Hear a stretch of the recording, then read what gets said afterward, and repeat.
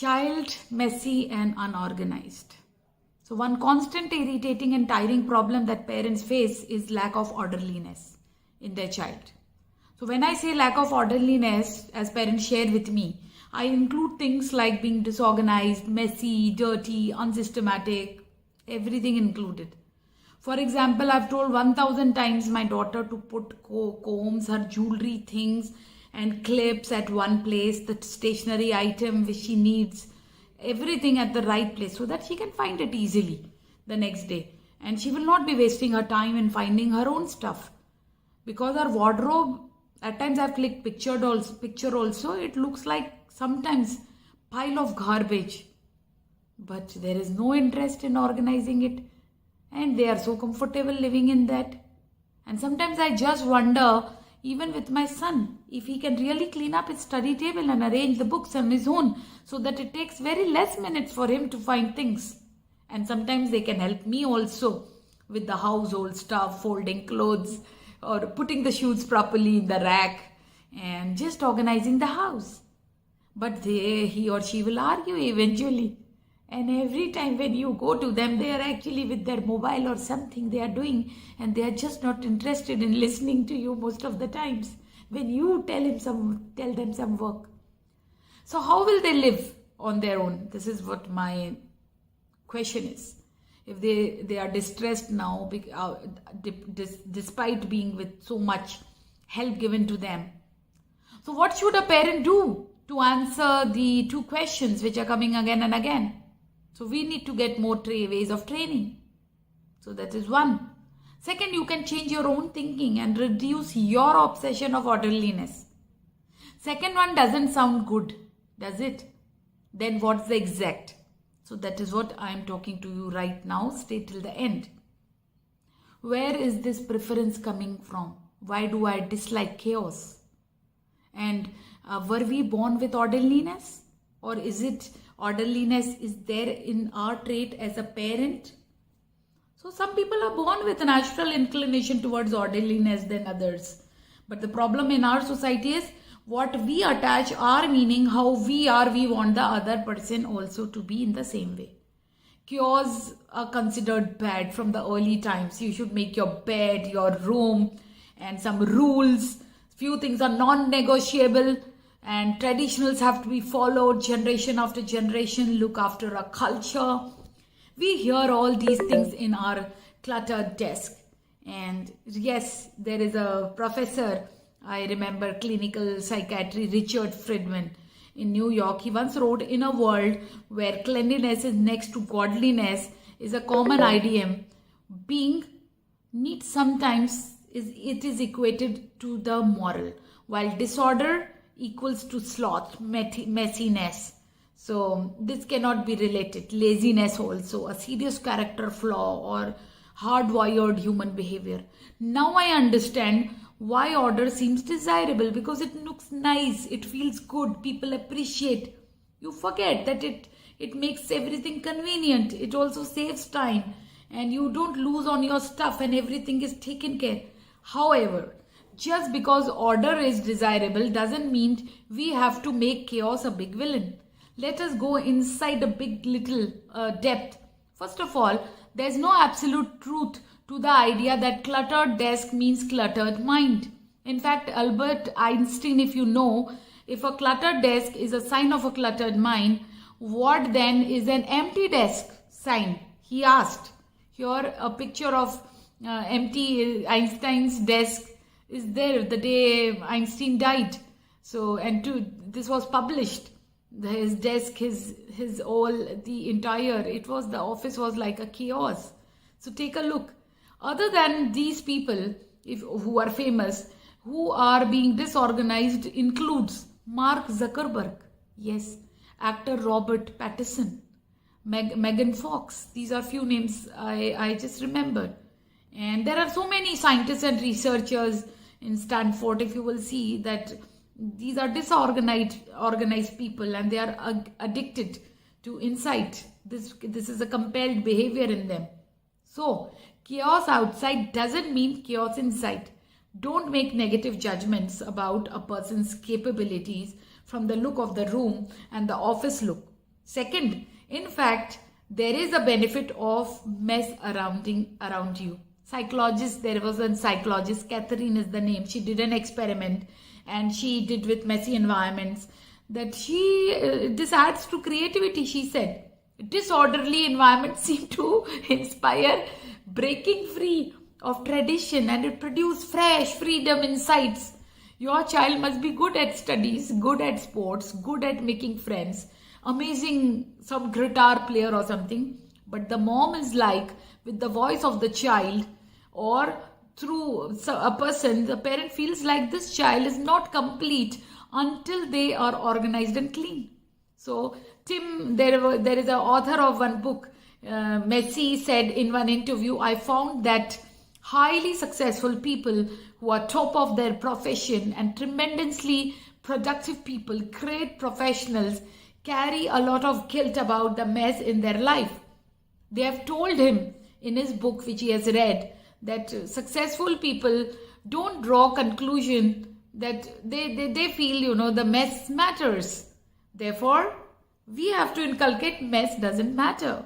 Instead, they have to be convinced to tidy up themselves to make it more effective.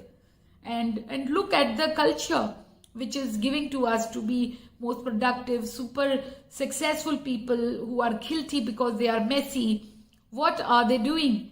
We need to change the perspective about chaos. Yes. And one of the scientists, again, physicists, he had explained that the hard truth is that the universe itself is a dead set against a long-term chaos, and the universe loves chaos. This means chaos is an integral part of the universe, and also we can learn to accept it. And a normal like the universe, like a say that this is based on law of thermodynamics, which I want to bring science here, which says nature is constantly degenerating towards more and more disorder. And yet, when a child creates some disorder in the house, you start worrying. Am I raising an animal? When the reality is we are animals. We are 99% our DNA with chimpanzees. Have you seen any chimpanzee beating their baby chimpanzee because the little kid threw the banana peel out of the floor or out of the tree instead of throwing it at a proper place? They live happily in these chaos. So if you remind yourself that nature of universe and the nature of animal life, you will develop more tolerance for disorder. And I can argue you can even find some beauty in it. Like the chaos in the house is like an art which embodies the principle of life and cosmos. It's a matter of perspective. You have to be trained to find beauty in order you can train yourself to find beauty in some chaos. So why interfere in your child's way of being? Like I say before, orderliness is a personality trait which is randomly distributed in population. It is a spectrum. Some are overall more orderly, some are less naturally. Each of us is more organized in one area of life and chaotic in some area of life. Let your child live that way. In fact, there has been a research that when you forcefully make someone organized or disorganized, you hurt their productivity. And in experiments, employees were found to be more productive when they had their control on their environment. So by forcing your child to organize their study table, or you could have been hurting their productivity. And for their orderliness, let me tell you, in urban environments, children don't get sick that in the rural because they didn't take shower 3 times and they didn't clean their school bags because the environment in the rural place has made their immunity strong. In extremely clean environment, the body gets a chance, doesn't get a chance to fight to the germs, or the immune system isn't standard. So don't get obsessed about the cleanliness. And as moms and homemakers, moms are main parents and housewives, and whichever term your identity, you feel this is a very important job to run the house. Yes, I realize it. If you want to make it a team play, Let them be enrolled in the activity, because if the house is messed up and dirty, would you have to work? Would you be satisfied? I know it is no. So have people really partner and be in this balancing and be in this making the things orderly. So for you, the importance of orderly may be 9 or 10. For your husband, maybe it is 6 or 7. And for kids, might be it is 3 or 4. These are huge gaps between moms in ideal scenarios and children in ideal scenarios. And this brings a conflict and they cannot exist together. To fix this, you push your child to participate in your vision for the house. And that's so difficult.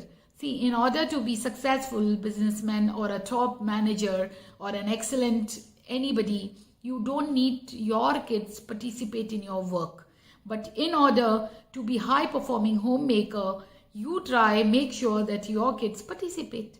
And that's why, and even husband participate, spouse participate. That's why such households are general patterns where moms end up arguing with dads and children rather than being cool, that this has to be done in this way only. And poor moms need participation and compliance of these children who never opted for job, children who don't find the task important and who have different perspective. Because imagine if you are tired, an employee like that, so how would you be look at work for? So not only the moms have chosen a difficult path, but it becomes a difficult and unfair to the kids also.